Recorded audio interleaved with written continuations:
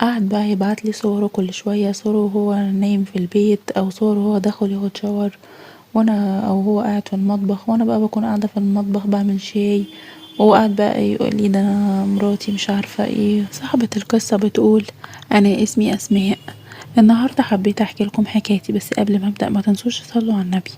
انا حكايتي كده بدأت من يوم ما انا اتجوزت، وكنت متجوزة حبيبي. عشنا كده قصة حب عميقة قوي، يعني قعدنا كده لمدة سنتين من غير ما حد فينا يكلم التاني ولا يقرب للتاني، لغاية ما هو اللي جه وكلمني. ساعتها كنت أسعد واحدة في الدنيا. فضلنا بقى مع بعض لمدة سنة، وبعدها قرر ان هو يتقدملي، وفضلنا بقى في الخطوبة لمدة 3 سنين، علشان بقى ان ظروفه وظروف شغله، يعني كان لسه بيكون نفسه وبيحوش له قرشين. علاقتنا تنها 6 سنين عبال يعني احنا ما اتجمعنا في بيت واحد، وعشت معاه احلى ايام في عمري. لغاية بقى ما في مرة كان شغلي في محافظة تانية، ساعتها بقى رحت ونقلت واستقريت معاه، وجبنا شقة ونقلنا الفرش بتاعنا وبدأت حياتنا عادي جدا. انا كنت ساعتها بقى حاسة بوحدة فظيعة قوي، وطبيعي لاني سايبة عيلتي وسايبة صحابي اللي هما كانوا في المدينة بتاعتي في الاول، وكنت دايما بقضي وقت عياط لغاية ما حملت. ساعتها بقى حسيت ان انا يعني بدأت اهدى عن الاول، يعني قلت هجيب ابني ولا بنتي واكيد هما هيونسوني، ما انا اكيد يعني هزهق من القعدة في البيت لوحدي طول النهار، يعني قاعدة وكمان ما بشتغلش، وجوزي كمان بيفضل قاعد في الشغل برا لغاية مثلا اهل النهار. المهم بقى حياتي كانت تعتبر مستقرة. الشقة اللي كانت قدامنا على طول كانت الشقة دي ساكن فيها واحدة هي وجوزها، وكانوا متجوزين من زمان وعندهم عيلين صغيرين. بس الجارة دي يعني من يوم ما هي سكنت ودايما كان صوتها مسموع وعالي، ودايما في خناقات مع جوزها ما بينهم وما بين بعض، ودايما بسمع صريخ واهانات وضرب. المهم يعني في يوم كده من الايام انا كنت نازلة اجيب حاجة كده من السوق، كنت نازلة اجيب حاجة اشتريها، وقابلتها على السلم فراحت قالت لي ازيك عامله ايه. قلت لها الحمد لله تمام، وبدأنا ان احنا نتعرف على بعض. قالت لي معلش انا والله كان نفسي ان انا اتعرف عليكي من زمان، لكن بقى الظروف ما سمحتش، والظروف كانت كذا وكذا. ومن ساعتها بقى هي بدأت علاقتي بيها، وبدأت ان هي تجيلي شقتي، يعني بحكم بقى ان انا مش لاقيه حد يونسني، وبحكم ان انا طول الوقت بكون قاعده لوحدي، وهي كمان برضو جوزها كان بيروح الشغل على طول، وبيجيلها مثلا يومين في الأسبوع ولا 3 أيام، كانت برضو بتقعد لوحدها. فعلاقتي بقى بيها بدأت تتطور وبقينا بالظبط زي الإخوات. أنا أحتاج حاجة مثلا في يوم من الأيام ألاقيها، هي تحتاج مثلا عندي حاجة توابل أو أي حاجة كنت باخدها منها، وهي برضو نفس الوضع. خصوصا بقى إن هي كمان كانت متغربة برضو عن أهلها، وكانت عايشة لوحدها في المدينة دي هي وجوزها وعيالها. بس في مرة بقى في يوم من الأيام جوزها ضربها يعني، فهي استنت لغاية الصبح وجوزها يعني راح الشغل، وأنا كمان جوزي خرج وراح الشغل. فلقيتها بتخبط عليا، ولما دخلت كده لقيت عينها كلها زرقان كده. قعدت احكي لها مالك، فقعدت تشتكي لي منه وتقولي ده انا ندمت على اليوم اللي انا وافقت على الجواز بيه. قلت لها انتي ليه بتقولي كده؟ هو انتوا يعني ما كنتوش عارفين بعض قبل كده؟ قالت لي لا لا، ده انا اتجوزته صالونات، ده انا بس اهلي هما اللي غصبوني عليه، انا ما كنتش عايزاه، ده مش رومانسي ولا بيعرف يتعامل حتى معايا، ده هو بس متجوزني سدخانة علشان خاطر ان انا اجيب له عيال واطبخ له بس. المهم بان هي قعدت تشتكي لي، وانا بقى للاسف بحسن نية كنت بقول لها معلش ما تقوليش كده، ده انتي حاولي ان انتي تحبيه. طب شوفي مثلا انا جوزي قعدنا يعني احنا قعدنا متعذبين حوالي 6 سنين عبال ما اتجوزنا واتجمعنا في بيت واحد وتحت سقف واحد، بس يعني انا بحترمه وهو بيحترمني، وبعامله كويس علشان هو كمان يعاملني كويس. وكنت مثلا بقعد انصحها وبديها مثلا مثال بنفسي، فهي كانت تلقائي مثلا بتقعد تسمعلي وبتقولي ايوه ما انتي حظك احلى مني، وانتي حظك حلو، وانتي مثلا جوزك بيحبك مش زي مثلا انا مثلا دايما يرخم عليا، وكمان جواز صالونات.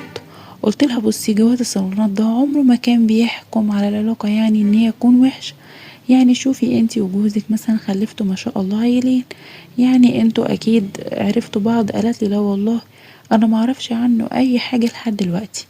المهم فضلنا على الحال ده ان هي مثلا تيجي تزورني في شقتي وانا ازورها في شقتها، وكمان لما كانت بتيجي لي شقتي كانت بدنا تفضل قاعدة وتنسى نفسها، لغاية ما اغلب الاوقات جوزي كان بيجي ويرجع من الشغل كان بيلاقيها قاعدة عندي وعادي انا جوزي بيخش الشقة مثلا عادي، ودايما يخش يقول ازيك يا قلبي عاملة ايه، ايه اخبار الاكل، انتي عاملة لنا اكل ايه النهاردة، وبيتعامل معايا كده يعني ده حلو على طول. وهي بقى كنت بلاحظ عليها ان هي بتفضل كده تبصلي بصات من تحت لتحت، بس من غير اي يعني رضا. يعني انا كنت بحس بيها. المهم بقى جوزي كان دايما بحسن نية بيقعد يقول لها، يعزم عليها، يقول لها يا فلانة لا انتي لازم تتغدي معانا النهاردة، لا انتي ما ينفعش تمشي يعني والاكل لسه محطوط على الترابيزة. فهي دايما تقوله لا ده العيال مستنيني وجوزي هيجي من الشغل، انا هروح اغرف له الاكل وكده، وبتروح ماشية وسايبانا. والحياة فضلت ماشية عادية لغاية بقى ما في مرة كده جوزي صاح يعني، وانا جهزت له الفطار علشان كان هينزل ساعتها ويروح الشغل، وانا خلاص كنت على اخري، كنت في الشهر الثامن، وكنت خلاص قربت اولد، وكنت واقفه في البلكونه عماله ابصله وهو نازل. فشويه كده لقيت جارتي دي واقفه، وكانت واقفه عماله تحاول ان هي تشاور لتاكسيات. فجوزي لما خرج من بوابه العماره لقيتها عملت نفسها كانها بتشاور على اي تاكسي، فراحت قايله لجوزي ازيك وفلانه عامله ايه اللي هو انا يعني.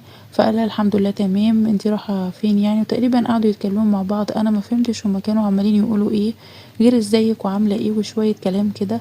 المهم لقيتها ان هي بتركب معاه في العربيه، انا هنا طبعا اتضايقت واتصدمت يعني، فاستغربت يعني هي ليه تركب معاه في العربيه.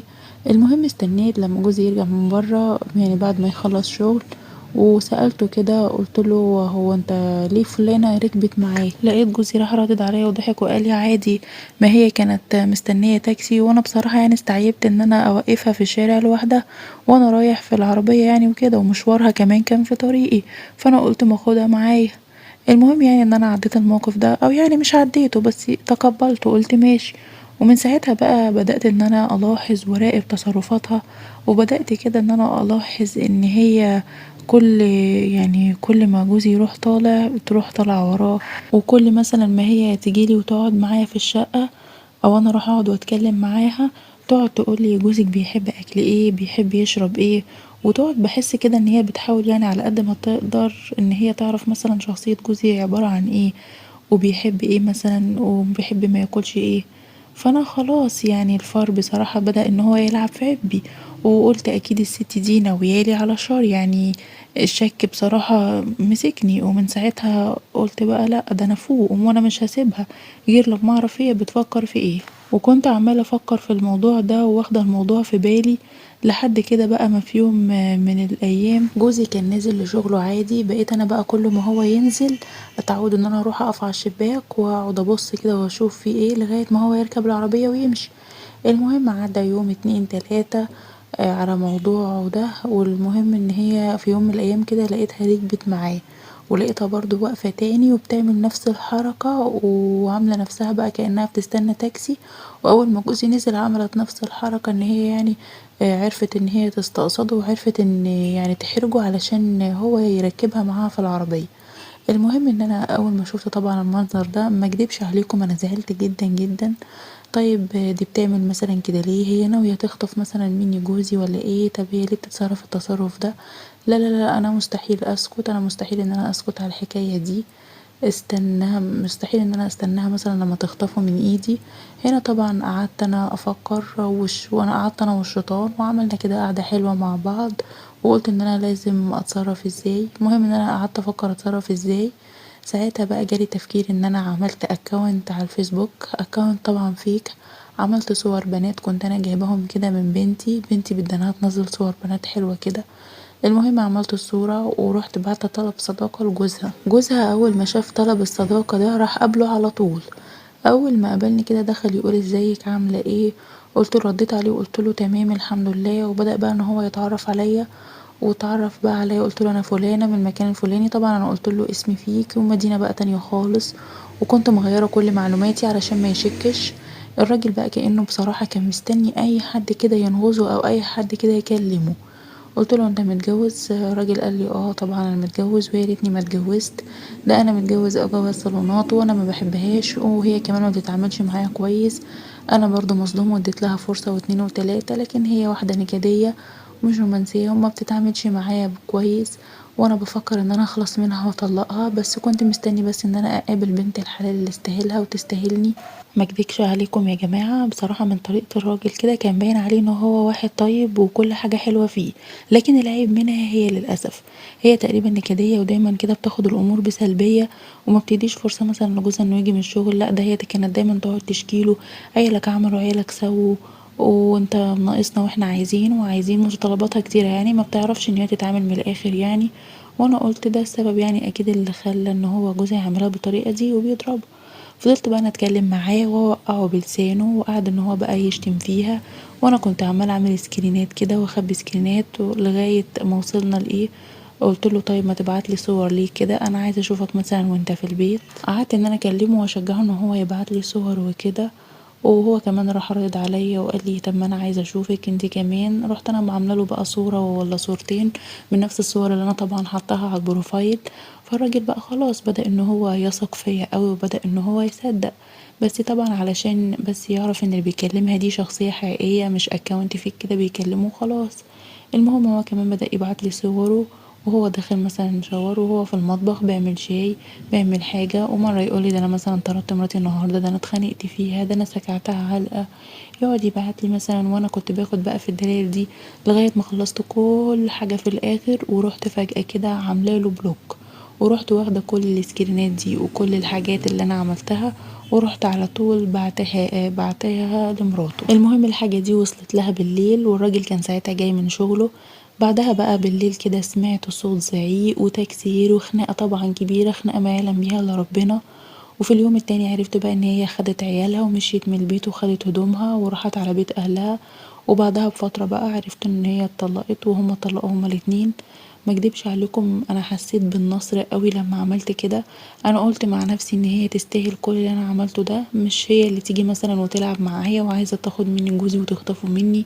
ما انا لازم برضو اتغذى بيها قبل ما هي تتعشى بيا. انا ما اعرفش انتوا شايفين ايه يا ترى، الكلام اللي انا عملته ده صح ولا لا؟ بس انا دايما بقنع نفسي ان انا ما عملتش حاجه غلط.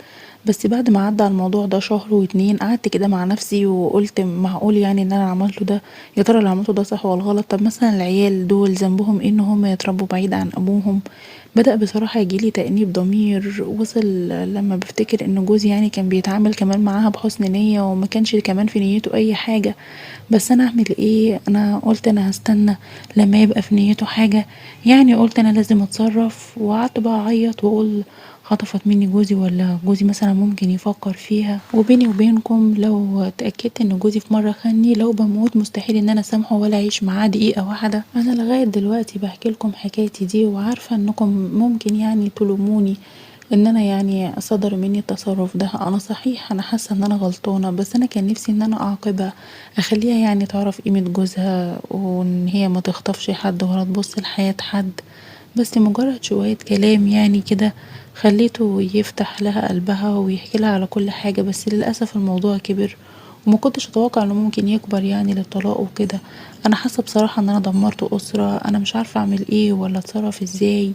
بيجيلي دايما تأنيب ضمير، ضميري بيأنبني باللي انا عملته ده. فكرت ان انا اقول لجوزي، بس بصراحة انا خايفة من رد فعله، وخايفة ان هو يتضايق مني لو عرف حاجة زي كده. وعلشان كده انا فتحت لكم قلبي وحكيت لكم كل حكايتي، وعايزاكم بقى تنصحوني وتقولوا لي: يا ترى هل اللي انا عملته ده صح ولا غلط، ولا انا اتسرعت؟ طب هل ممكن ان انا اصلح حاجة دلوقتي؟ طب اعمل ايه واتصرف ازاي؟ هل بامكاني ان انا اصلح العلاقة اللي ما بينها وما بين جوزها وارجعهم زي الاول؟ يمكن يكون الموضوع ده خلاها مثلا ان هي تتأدب وتتربى وما عادتش تبص بره، ولا اتصرف ازاي؟ ارجوكم عايزاكم قبل ما تلوموني تعتبروني ان انا اختكم وتنصحوني بس لوجه الله، وتقولوا لي اعمل ايه واعمل في مصلحة الحق يعني. هل في حاجة ان انا اصلحها؟ اتمنى انكم ما تبخلوش عليا بنصيحة، واتمنى انكم تفيدوني بارائكم. ودي كانت حكايتي.